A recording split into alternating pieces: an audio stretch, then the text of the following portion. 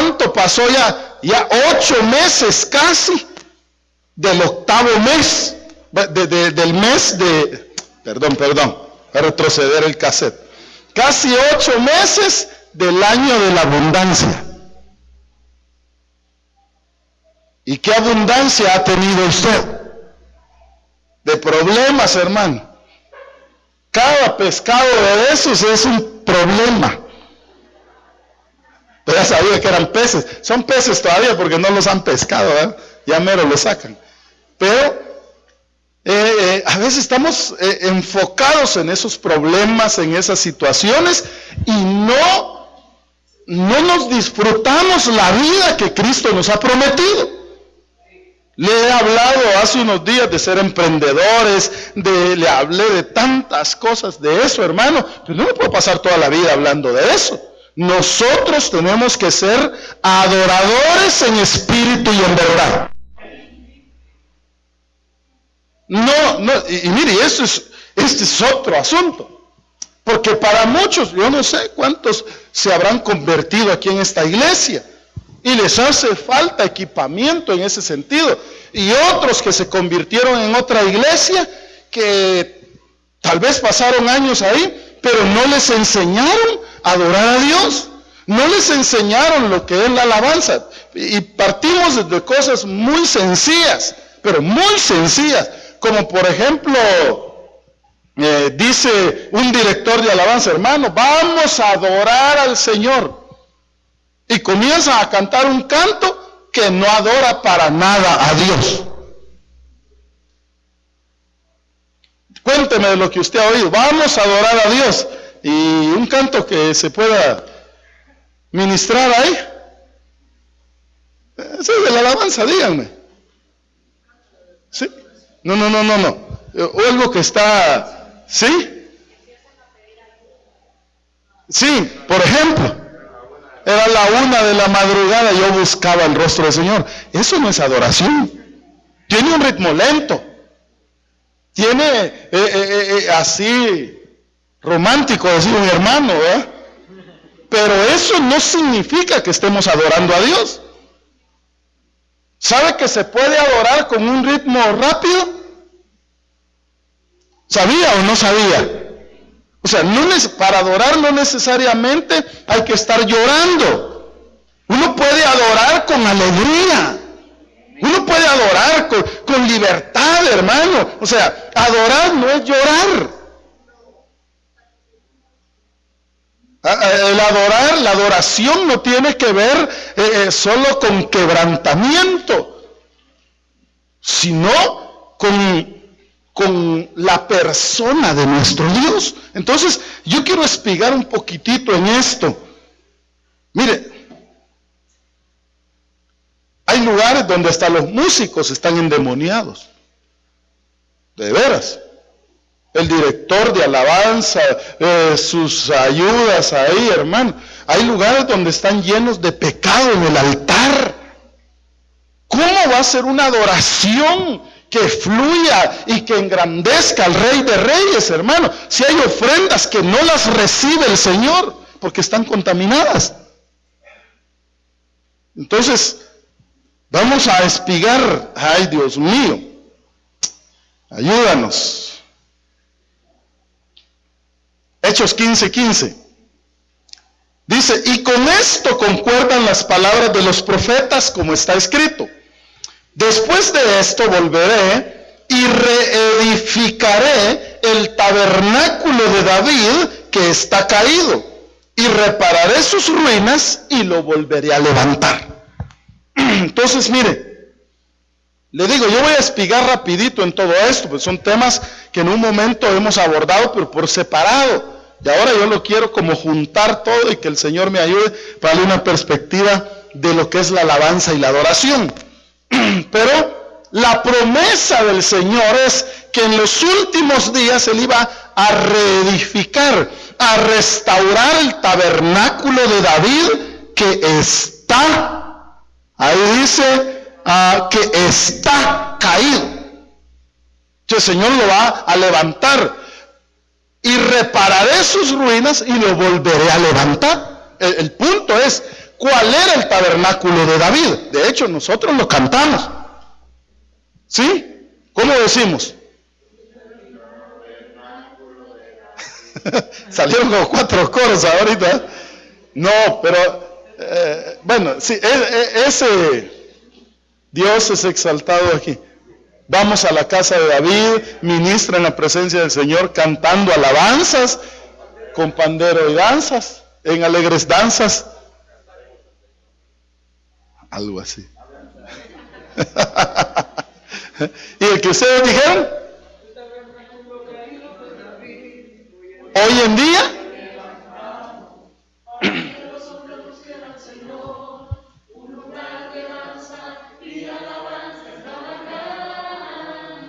muy bonito el canto, ¿sí o no? Pero hay que saber. Ayer me decía uno de la alabanza. Mire, pastor, pero sí hay que cantar con inteligencia, pero sabemos todos que es el tabernáculo de David. Y dije yo, al rato lo pongo a predicar a mañana, dije a este hermano, porque como que está ahí en el fluir. ¿Quieres predicar? No. Pero fíjese, dice el tabernáculo caído de David, lo levantamos. Hoy en día, lo levantamos. ¿Cómo levanta usted el tabernáculo caído de David?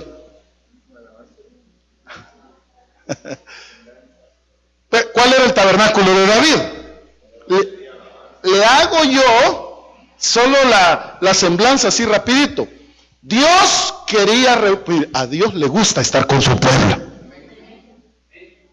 Desde la creación, allá en el huerto del Edén, Dios descendía, hablaba con el hombre, tenía comunión con él, no habían estorbos, pero por el pecado, Dios tiene que sacar al hombre para que el pecado no se eternizara. Y entonces lo saca del huerto y el hombre pierde aquella comunión tan estrecha que tenía con Dios. Y se comienza a poblar la tierra y pasan varias cosas, pero al final ya cuando es una nación, porque Dios tiene comunión con el hombre, con familias, con patriarcas, pero después se levanta una nación que es el pueblo de Israel. Y entonces por desobediente Israel va a caer al cautiverio. Y él determina cuánto tiempo para pasar su proceso y después por la oración Dios responde para liberarlo. Y le manda a Moisés. Pero en ese proceso de ir hacia la tierra prometida, lo saca de la esclavitud, Dios dice, yo quiero tener comunión con mi pueblo. Yo necesito estar con mi pueblo. Entonces, ¿qué hace Dios? Manda a Moisés que haga un tabernáculo. ¿De quién era ese tabernáculo? De Moisés. Le mandó a Moisés, a él se lo arrebató el Señor y se lo llevó al cielo y le mostró cómo tenía que hacerlo. Dice, haz todas las cosas conforme al modelo. Entonces, fíjese pues, si vamos a hablar de alabanza hay que hacerlo de acuerdo al modelo de Dios, no al modelo de los hombres. Es que mire, yo siento que la gente, mire, yo estuve un día en una iglesia y era una fiestona la que había.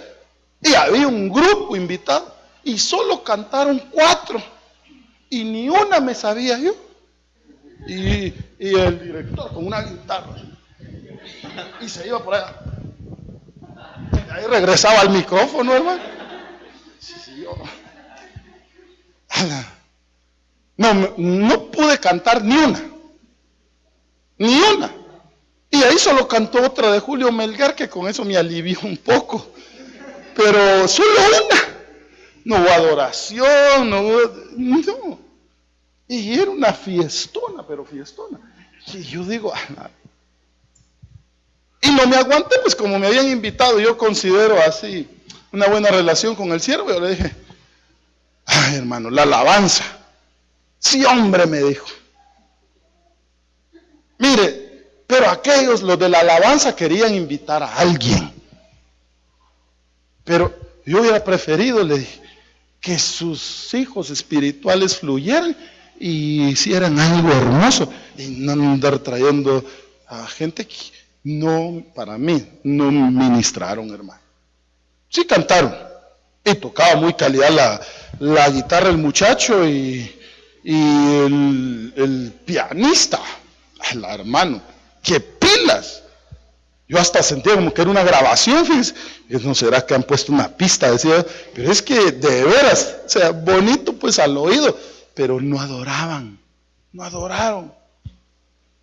Ay, después comiendo, pastor, ¿qué les puede decir a los hermanos de la alabanza, hermano? Mire, me quedé callado como un minuto y tragando así, porque yo no iba a mentir. Hermanos, qué buenos tú. No, hermano. Les hablé del tabernáculo de Moisés, que el atrio, que la música, que el cuerpo, que el lugar santo, el alma, los sentimientos, pero lo más importante es el lugar santísimo para adorar al Señor. Solo me comí, yo ni sé, no fíjese, pero tuve que comer un par de huevitos solos. Y ahí, bueno, se puso amena la plática y todo, pero el asunto es que a veces nos hace falta mucho. El tabernáculo de Moisés tenía atrio, lugar santo y lugar santísimo. Era el punto de reunión entre Dios y el hombre. Ahí descendía la presencia del Señor. Ahí había perdón de pecados. Ahí había administración de sacrificios. Ahí había luz.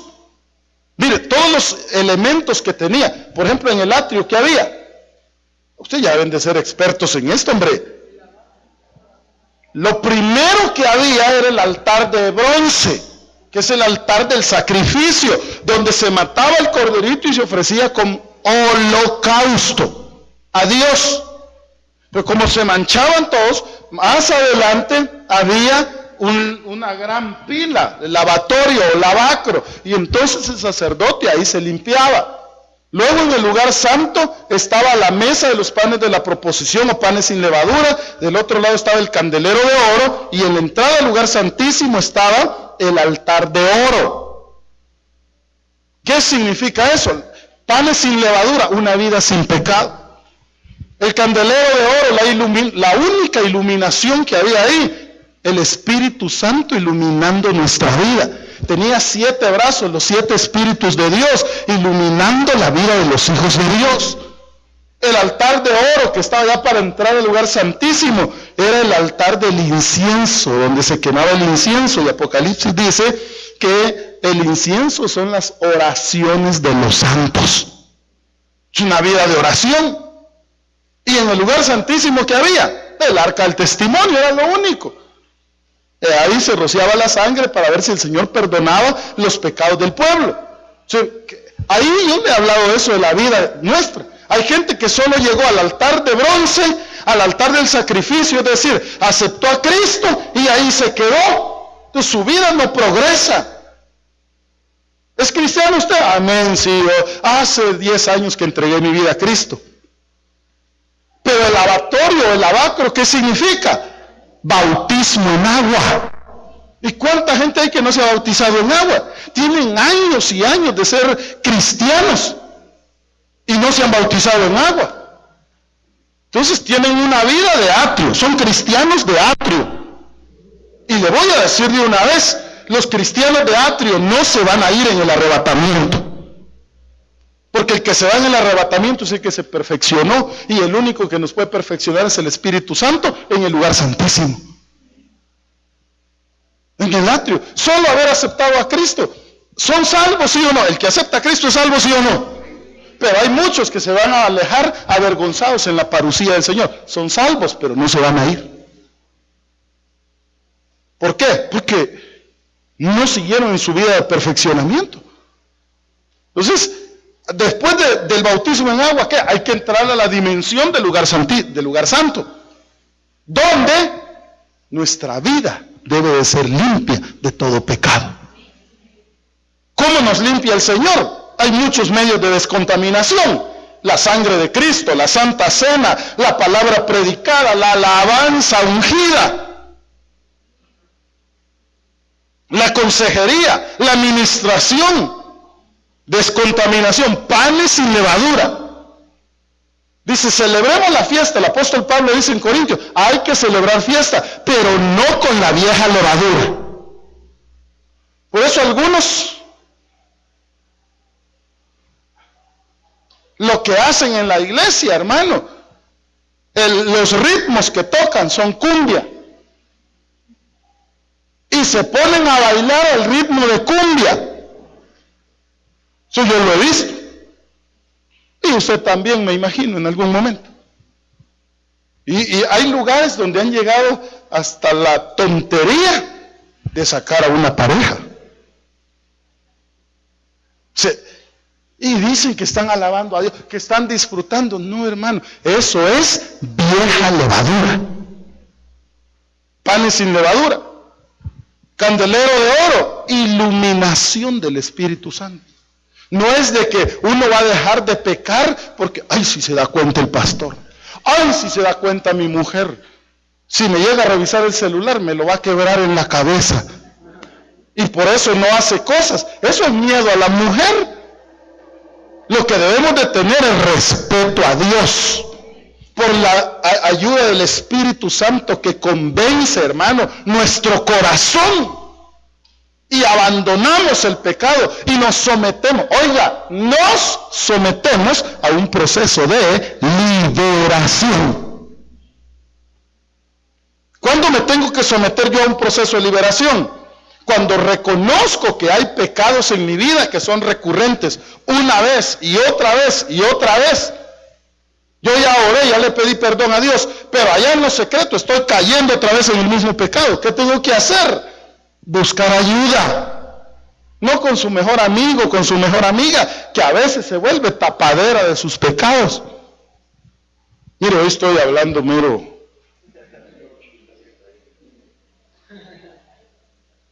Sí, vos fíjate que volví a caer. A la voz, no, hombre, pura lata, hombre. Anda a la iglesia. ¿Y eso te liberó? No.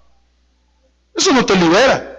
Tienes que confesar tus pecados a una autoridad. Ahí viene la policía. Mire, señor agente, le voy a confesar que pecado. No, hombre. Hay una autoridad ministerial. A su autoridad.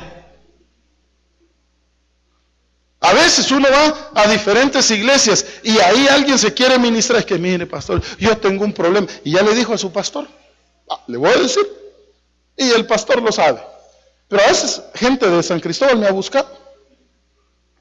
Es que mire, fíjese que aquí y allá, yo los escucho una vez.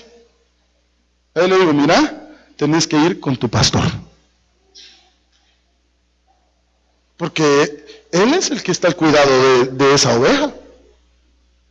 Al principio, como mis hermanos pastorearon una iglesia acá, y algunos hermanos que estuvieron con ellos eran parte de esta congregación que se estaba iniciando, no me buscaban a mí, se iban a buscarlo a él, a San Cristóbal. ¿Y qué hacía el hermano? Regresármelos. Porque él está bajo autoridad. Si yo le digo, mire, atiéndame a tal persona, él lo hace con mucho gusto. Pero si no, es que no quiere reconocer autoridad. ¿Cómo es eso? Que yo vivo aquí y le voy a contar a mi vecino mis problemas. No, yo lo tengo que arreglar en mi casa. Y por eso los pastores debemos de tener cuidado. A veces le llaman a uno, mire, ¿será que puede ir a orar por un endemoniado? ¿Cómo se llama? Gadareno. A la gran. Está difícil, ¿verdad? Legión le va a decir, ¿va? ¿Y a qué iglesia va? No, si no es cristiano. Ay, la familia tampoco. Y uno le tiene que orar al Señor, porque uno va con la primera misión de presentarle a Cristo a esa gente. Si ellos no aceptan a Cristo, ¿para qué va a liberar uno a la persona? Usted ya sabe el contexto de todo eso. Cuando un espíritu inmundo sale del hombre, se va por lugares secos y no encuentra reposo, dice, volveré a mi casa, a mi oikos. Eso sí le hablé el domingo, ¿verdad? Y entonces, si encuentra la casa vacía, va, llama a otros 7 espíritus peores que él, y entrados moran en él, y su postrer estado viene a ser peor que el primero. Ese es el problema de los encuentros, que supuestamente liberan a las personas y todo, pero a veces hasta los que liberan no tienen el equipamiento necesario. Y entonces pueden echar fuera un demonio, pero como no tienen el equipamiento para llenar la casa, hay mucha gente que ha ido a encuentros, pero su postrer estado es peor que el primero. Ahora tiene más mañas que antes de irse al encuentro. Porque no tienen el conocimiento, no tienen el equipamiento. Pero no se trata solo de ir a echar fuera demonios. Y entonces el endemoniado, claro, querer recibir a Cristo, el demonio no va a querer, hermano. Primero hay que liberarlo y después presentarle a Cristo. Pero si la gente, mira, hay gente que pide ayuda, ¿será que puede orar por mí? Sí. Ahora, si no quieren nada con Cristo, yo lo único que puedo decir, Señor, ayúdalos, amén, y nos vemos. Pero, ¿cómo voy a estar yo metiéndome en una batalla espiritual si ellos no quieren rendir su corazón a Cristo? No se puede, y no se debe, porque es peligroso, incluso es un terreno muy delicado. Dios mío, no he pasado los primeros versículos. Yo creo que va a ser un tema de varias semanas, sinceramente. Pero vida sin pecado, eso quiere Dios de nosotros. Si comenzamos en el atrio, aceptando el sacrificio, el holocausto de Cristo, que yo se lo he explicado para la Santa Cena, que Cristo fue por nosotros y tomó su lugar nuestro lugar en el lago de fuego. Fue quemado. Aquel corderito que se quemaba en el Antiguo Testamento era la sombra del verdadero cordero, que cuando Juan lo vio dijo, el cordero de Dios que quita el pecado del mundo. El cordero del Antiguo Testamento cubría por un año. Nuestro cordero los quitó para siempre. Para siempre somos libres de pecado, hermano. Dele gloria a Dios esta mañana. No los cubrió, no están ahí. Hermano, tú no tienes cuentas pendientes. Si, no se alegra usted, hombre. Bueno, a ver si las tiene, ¿no? Si le debo a no sé quién. Bueno, ese será terrenal. Pero yo hablo de pecados, a menos que no se haya arrepentido, eso sí lo tiene pendiente. Pero de los pecados que ya se arrepintió, hermano, cuán lejos está el oriente del occidente. ¿Sabe? El oriente y el occidente son líneas paralelas. ¿Qué es eso, hermano? ¿Para quién dice? No, mire, paralelas